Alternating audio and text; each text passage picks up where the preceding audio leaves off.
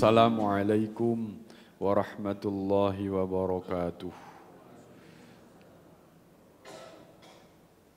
Bismillah, alhamdulillah. Wassalatu wassalamu ala rasulillah Sayyidina wa maulana Muhammad ibn Abdillah. La hawla wa la quwwata illa billah. Qalu subhanaka la ilma lana illa ma 'allamtana innaka antal alimul hakim. Qala rabbi shrah li sadri. Ini dah. Wa yassir li amri wahlul 'uqdatam min lisani yafqahu qawli. Amma ba'd. Hadirin jamaah salat subuh ingkang sami dimulyakaken Allah. Monggo kita lanjutaken ngaji kitab Bulughul Maram. Saderengipun kita maos Fatihah ingkang kita hadiahaken dumateng Kanjeng Nabi Muhammad sallallahu alaihi wasallam. Nomor kali kangge musannif kitab ini Syekh Ibnu Hajar Al-Asqalani yang ketiga untuk hajat kita semuanya. Mugi-mugi kita sedaya dados tiyang ingkang saleh salihah. Keluargane didadosaken keluarga ingkang sakinah mawaddah warahmah. Digampilaken sedaya urusane kalian Gusti Allah. Al-Fatihah. A'udzu billahi minasyaitonir rajim. Bismillahirrahmanirrahim. Alhamdulillahirabbil alamin arrahmanir rahim maliki yaumiddin. Iyyaka na'budu wa iyyaka nasta'in. Ihdinas siratal mustaqim. Shiratal ladzina an'amta 'alaihim ghairil maghdubi 'alaihim waladdallin. Amin. Kula ulangi satu hadis mundur karena kemarin hadis ini agak tergesa-gesa. Wa an Abi Sa'idil Khudri, saking Abi Sa'idil Khudri, kharaja metu sapa rajulane wong lanang loro fi safarin ing dalem lelungan. Fa hadarat mongko hadir apa as-shalatu salat. Walaisa lan ora ana iku ma'ahuma sumertane wong lanang loro sing metu mau apa maun banyu. Fatayammama mongko tayammum karone sa'idan kelawan lebu thayyiban kang suci. Fasallaya mongko salat karone.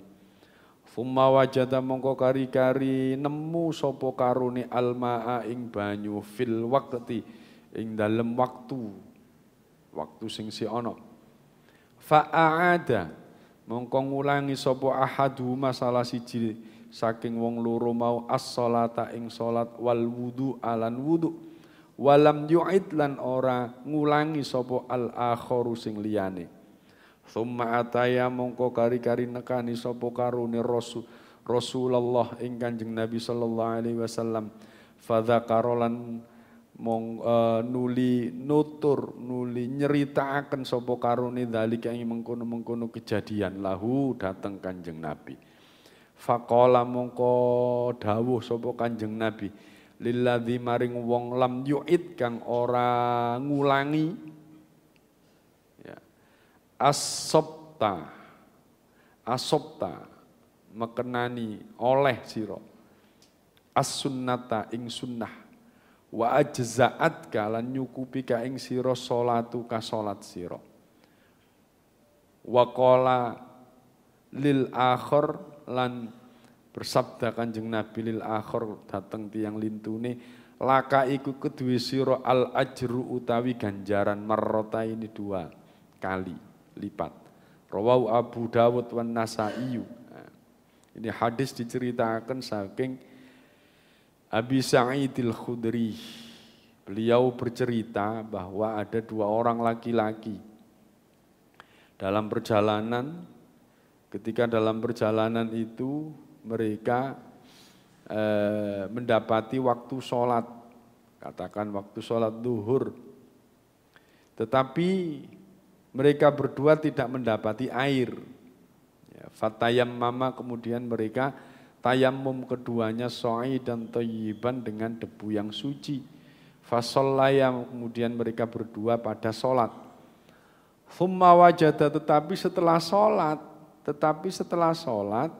ya, mereka sudah sholat dengan menggunakan tayammum tadi, mereka mendapati air di waktu yang masih ada. Duhur, golek banyu gak ono, terus tayammum, terus sholat. Sampai jam 1, terus ono banyu, udan deres. Utawa ono banyu mililo iku banyu akeh banyu. Fa'ada ahaduhuma as-salata wal wudu'a. Salah siji dari dua orang itu kemudian berwudu dan mengulangi lagi sholatnya. Walam yu'idil akhir, tetapi yang lainnya enggak pakai, enggak sholat, enggak wudu karena sudah melakukan sholatnya tadi. Thumma ataya Rasulullah, kemudian datang kepada Rasulullah dan menceritakan kejadian itu kepada Nabi. Faqala lilladzi lam yu'id, kemudian Nabi berkata kepada orang yang tidak mengulang, yang diawali untuk didhawuhi Kanjeng Nabi adalah orang yang tidak mengulang. Asobta as-sunnata wa ajza'atka sholatuka. Jadi orang yang tidak mengulang tadi itu, kamu mendapatkan sunnah. Kamu mendapatkan sunnah. Wa ajza'atka, dan mencukupi bagimu sholatuka, sholatmu. Ini menunjukkan bahwa sholatnya orang yang pakai tayammum walaupun setelah sholat dan tayammum tadi itu mendapatkan air, tidak mengulangi, itu sholatnya sudah sah. Sholatnya sudah sah.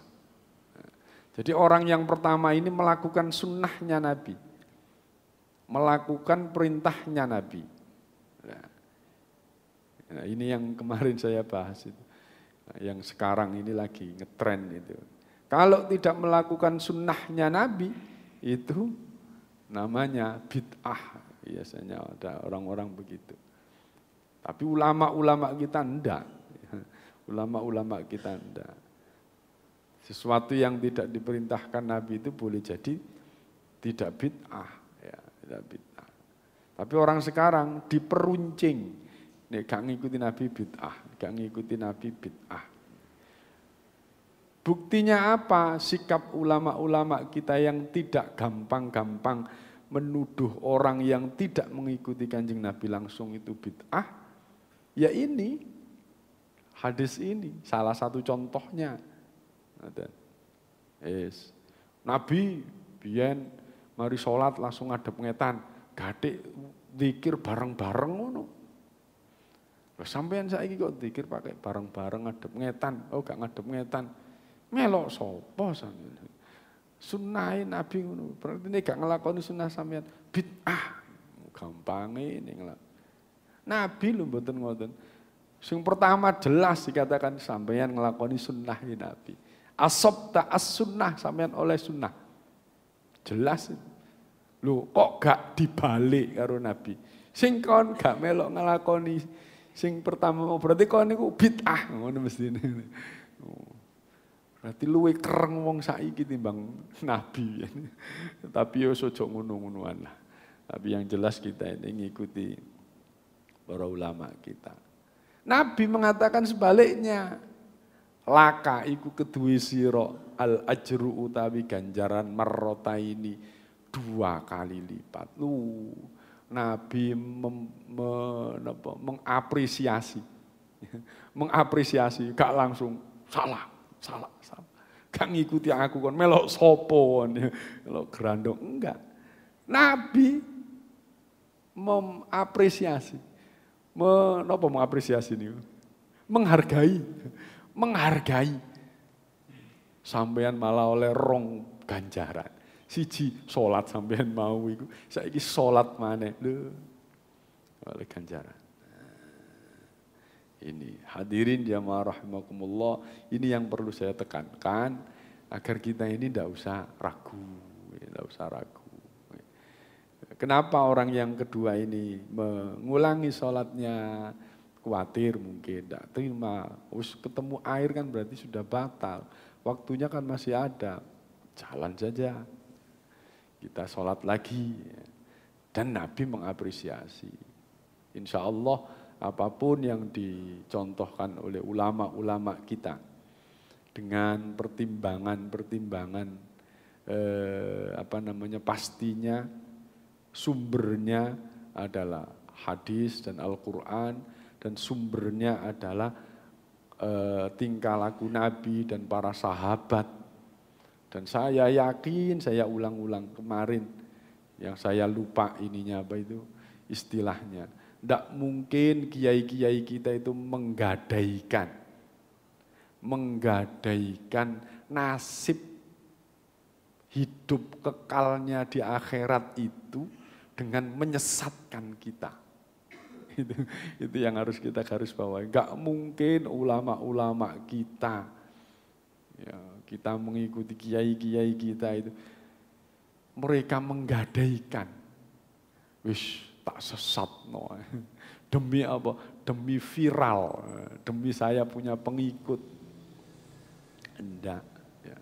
Ulama-ulama kita lurus-lurus dan semuanya pasti ada alasannya. Cuma kita saja yang terbatas, kita saja yang terbatas dengan proses berpikir kita, dengan metodologi pemikiran kita. Kalau kita ini belum mampu sampai kepada pengambilan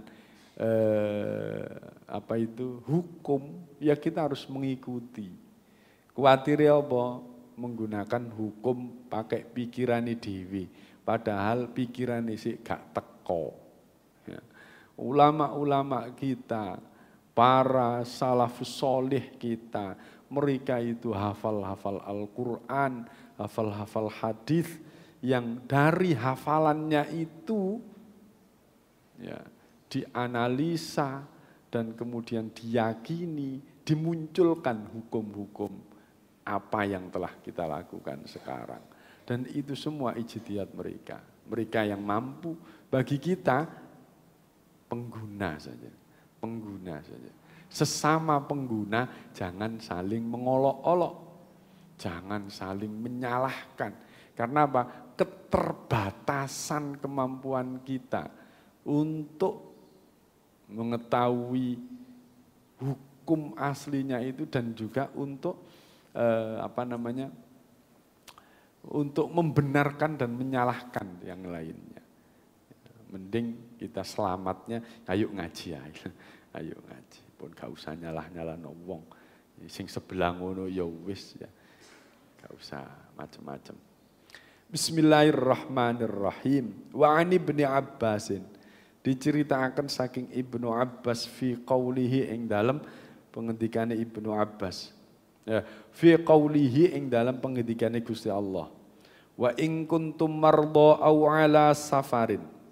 Wa in kuntum mardha aw ala safarin. Ini Al-Qur'an surat Al-Maidah ayat 6. Jika kamu dalam kondisi sakit atau dalam kondisi bepergian, wa in kuntum mardha aw ala safarin aw jaa ahadum minkum minal ghaiti aw lamastumun nisaa falam tajidu ma'an fatayammamu sa'idan thayyiban famsahu biwujuhikum wa aydikum min. Itu lengkapnya begitu. Ini dalil untuk orang bertayammum. Ibnu Abbas mengatakan ketika beliau mendapati ayat itu, apa yang dimaksud dengan wa in kuntum mardha aw ala safarin idza kanat birrajuli aljirahatu.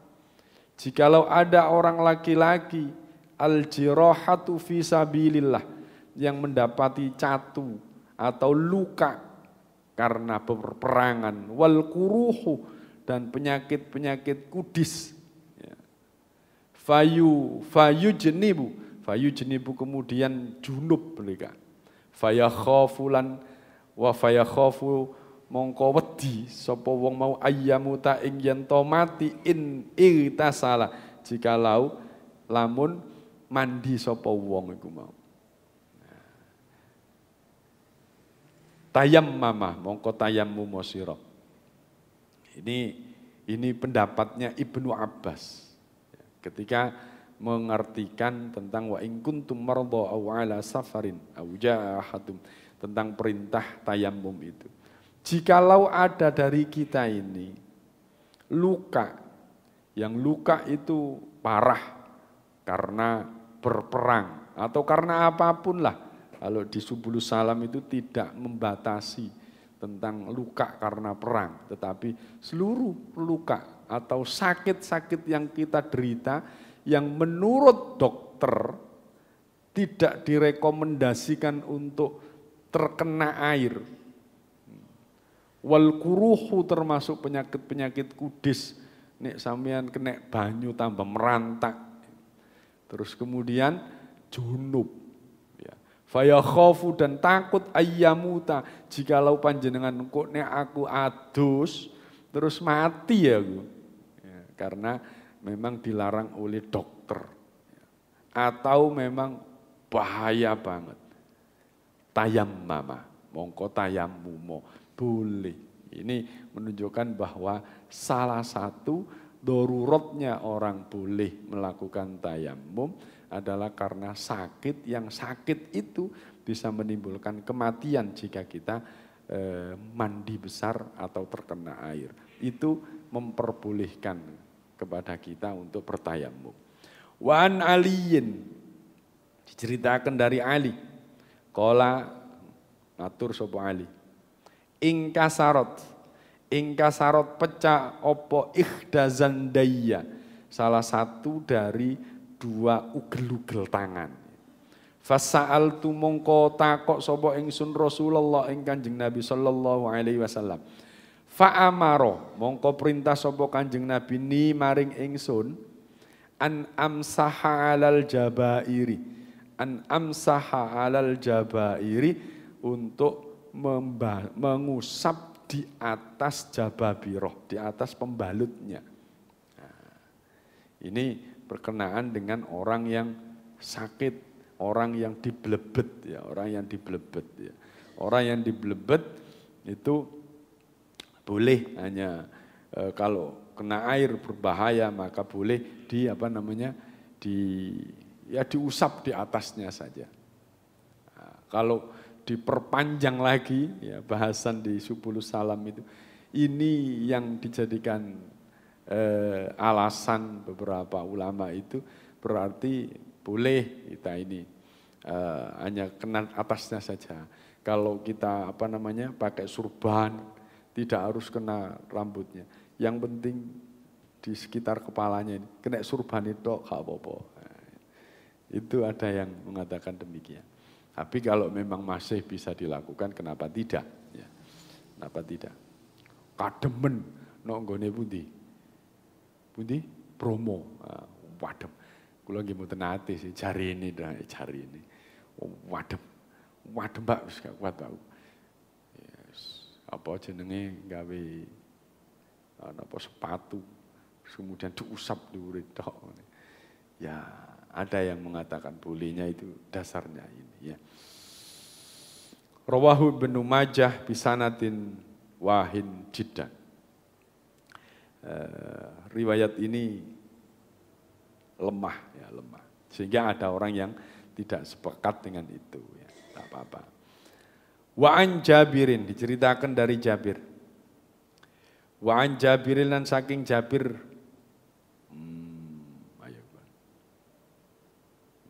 wa an Jabirin, dan saking Jabir. Firrojuli ing dalem bab tentang wong lanang alladzi kang sujja, yang luka kepalanya,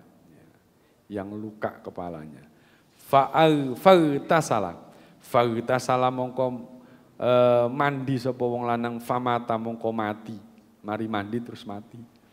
Innama kana yakfihi ayyatayammama, innama angin pestine kana ana sapa wong lanang mau yakfihi nyukupi sapa wong lanang hi ing wong lanang ayyatayammama yen to tayammum sapa wong lanang.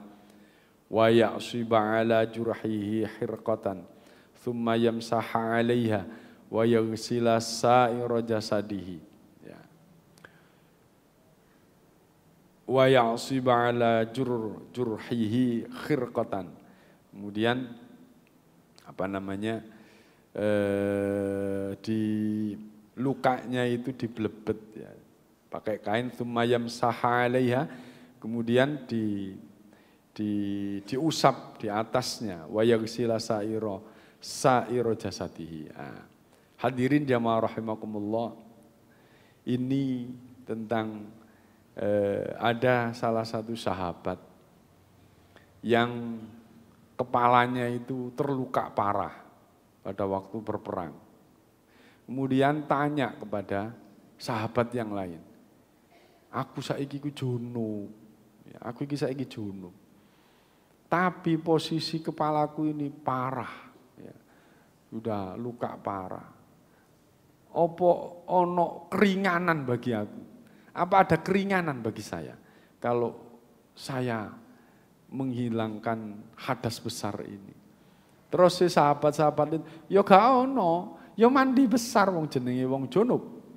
Mosok sih gak ono keringanan, kon gak tahu ngerti iku dah. Ono riwayat-riwayat yang meringankan saya. Ndak ada. Wes mandi besar kon. Akhirnya orang ini mandi besar. Mari mandi besar mati. Mati. Dan ini ceritanya dari Jabir itu ya. Kemudian sahabat ini tanya datang Kanjeng Nabi, tanggal datang Kanjeng Nabi. Nabi, tadi ada orang bertanya kepada saya, orangnya begini, posisinya begini, sakit.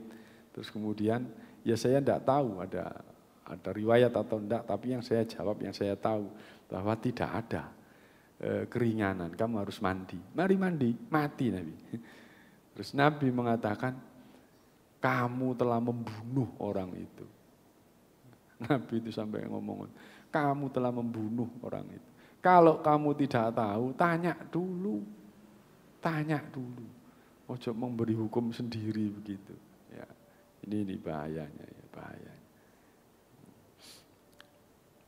Tanya dulu. Berarti kamu telah membunuh orang itu. Padahal cukup bagimu itu, cukup bagi orang itu. Yakfihi ayyatayammama. Cukup bagi dia itu untuk bertayamum saja. Tayamum saja. Tidak usah mandi sampai mati. Wa ya'siba ala jurhihi khirqatan. Kemudian Nabi mengatakan yang kena luka tadi itu dibelebet, apa dibelebet. Ya, summa yamsaha 'alaiha, kemudian sudah di atasnya tadi diusapi gitu aja, diusapi air enggak sampai masuk lah. Yang penting persyaratan gitu. Selain yang ditutup tadi itu sudah pakai air semuanya, enggak apa-apa. Ojo lah wong luka koyo ngono jerone ngono dikai banyu, ya padha karo mateni. Nabi itu mengatakan begitu. Insyaallah. Jadi itu wujud bukti bahwasannya orang yang sakit, yang tidak boleh kena air, tapi tetap rekomendasinya yang punya kewenangan, yaitu dokter. Wa ani bin Abbasin qala minas sunnati, iku saking sunnah, setengah saking sunnah Nabi.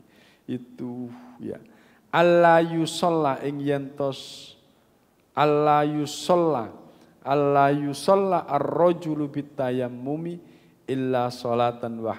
Alla yusalla ing yento ora salat sapa ar-rajulu wong lanang bitayammumi kelawan tayammum illa sholatan wahidatan kejaba kanggo salat siji. Ya.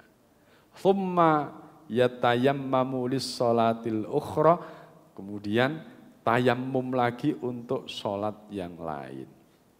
Nah, ini sunnah dari Nabi bahwa satu sholat itu, satu tayammum itu untuk satu sholatan. Tapi sholat fardu, ya, seperti yang ditanyakan kemarin. Kalau ada sholat fardu lagi, maka harus tayammum lagi. Untuk sunnahnya, satu tayammum boleh digunakan untuk banyak dan sak karepe jenengan untuk sholat sunnah, tapi untuk wajib hanya satu saja. Makaten. Hadirin, saya simpulkan tentang bab tayammum ini, hadis terakhir dari tayammum dari kajian kita pagi ini. Yang pertama bahwa ayo hati-hati, gak usah melok-melok membid'ah-bid'ahkan, apalagi kita ini sangat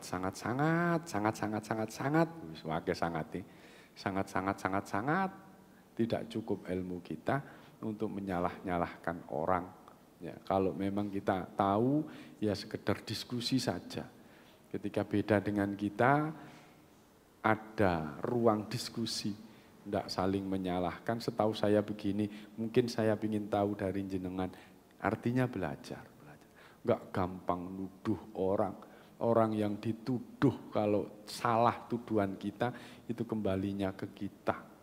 Kita membid'ahkan orang, kemudian salah tuduhan kita itu jenenge mal hukum ya, kesalahan hukum, bahaya. Kita sendiri yang tertuduh itu ya.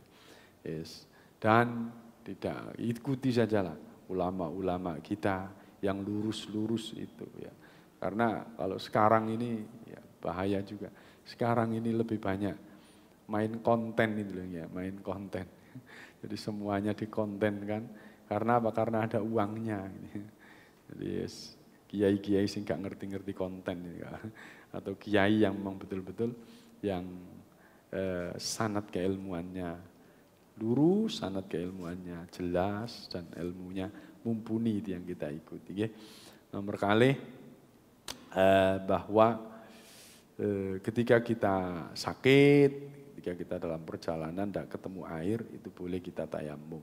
Sakit yang bisa membahayakan jika kena air sampai mati seperti tadi itu, maka boleh kita tidak wudu, boleh kita tidak mandi besar maksudnya, tapi diganti dengan tayamum. Yang terakhir, satu sholatan wajib itu untuk satu tayamum itu untuk satu sholat wajib, sholat sunnahnya terserah panjenengan.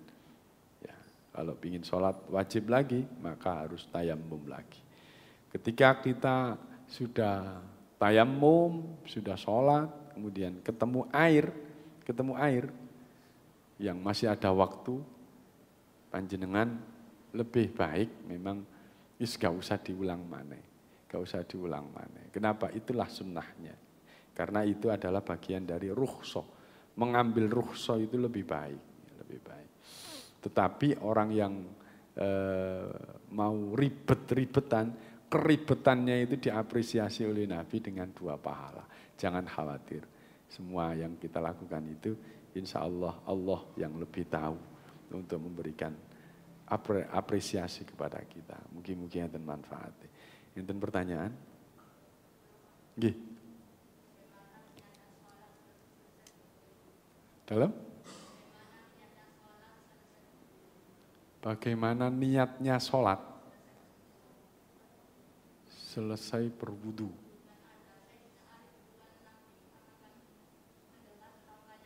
Oh, niku dah, nggih. Sholat li sukril wudu niku ya, niatnya nggih.